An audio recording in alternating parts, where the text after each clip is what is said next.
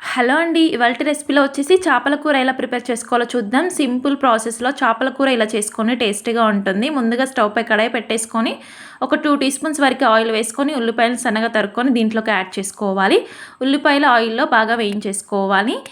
తర్వాత దీంట్లోకి వెల్లుల్లి రెబ్బల్ని ఒక 10 వరకు తీసుకొని యాడ్ చేసుకోవాలి.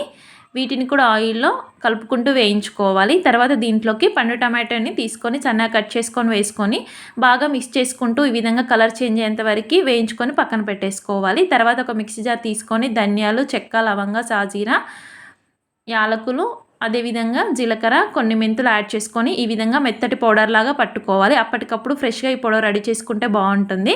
తర్వాత ఫిష్‌ని తీసుకొని ఇలా ఫ్రెష్‌గా కడిగేసుకొని పెట్టుకోవాలి పీసెస్‌ని. ఈ విధంగా కడిగేసుకున్న తర్వాత ఇప్పుడు దీంట్లోకి కారం యాడ్ చేసుకోవాలి.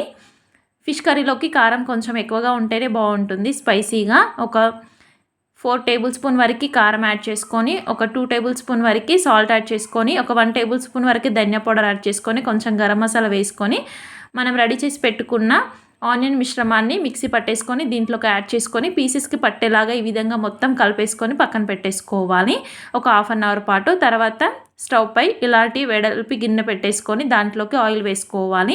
ఆయిల్ కూడా కొంచెం ఎక్కువ పడుతుంది ఫిష్ కర్రీలోకి. తర్వాత కొంచెం ఆనియన్స్‌ని, పచ్చిమిర్చిని, కొంచెం కరివేపాకును వేసుకొని కొంచెం ఆయిల్‌లో ఈ విధంగా ఫ్రై అయ్యేలాగా వేయించుకోవాలి. తర్వాత దీంట్లోకి పసుపుని యాడ్ చేసుకోవాలి.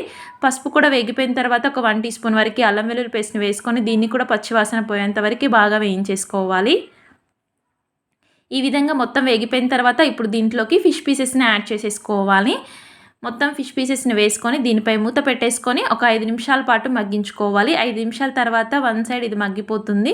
ఒక్కసారి కలిపేసుకోవాలి స్లోగా, పీసెస్ విరిగిపోకుండా ఈ విధంగా మిక్స్ చేసుకోవాలి. తర్వాత దీంట్లోకి చింతపండు రసాన్ని యాడ్ చేసుకోవాలి. మీరు మీ పులుపుకు తగ్గట్టు యాడ్ చేసుకోండి.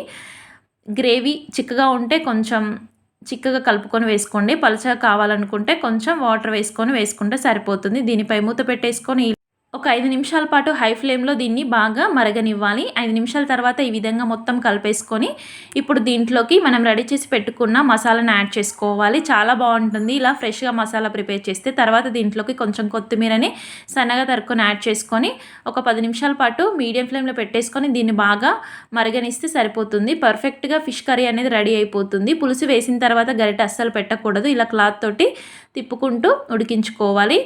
స్టవ్ ఆఫ్ చేసేసుకొని కొంచెం కొత్తిమీర చల్లేసుకుంటే సరిపోతుంది. చాలా టేస్టీగా అండ్ సింపుల్‌గా ఫిష్ కర్రీ అనేది రెడీ అయిపోతుంది. ఒక 2 అవర్స్ తర్వాత దీన్ని తింటే సూపర్‌గా ఉంటుంది. Thank you for watching.